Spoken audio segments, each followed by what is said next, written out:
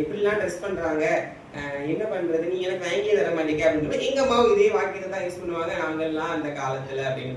எங்க அக்கா என்ன கேட்பானா, மாடல் ட்ரெஸ், நவீன உடை. அதாவது நவீன உடை வந்து இந்த கால பெண்கள் எல்லாம் அணிகிறாங்கம்மா. அதாவது இந்த காலத்துல வந்து எல்லாருக்கிட்டையும் ஒரு கருத்து வேறுபாடு இல்ல, அந்த காலத்து மாதிரி இப்ப வந்து எல்லாருமே புரிஞ்சுக்கிறாங்க அப்படின்னு சொல்லுவாங்க.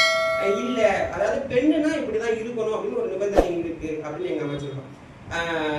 அதாவது இதுக்கு இணையதளத்துல கூட அதிகமா ஒரு நிகழ்வு இருக்கும்.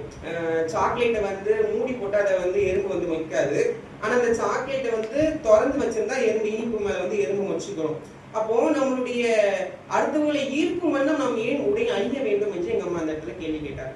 ஆனால் என் சகோதரி கூறிய பதில் என்னவென்றால், அது வந்து என்னுடைய சுதந்திரம் அல்லவா என்று.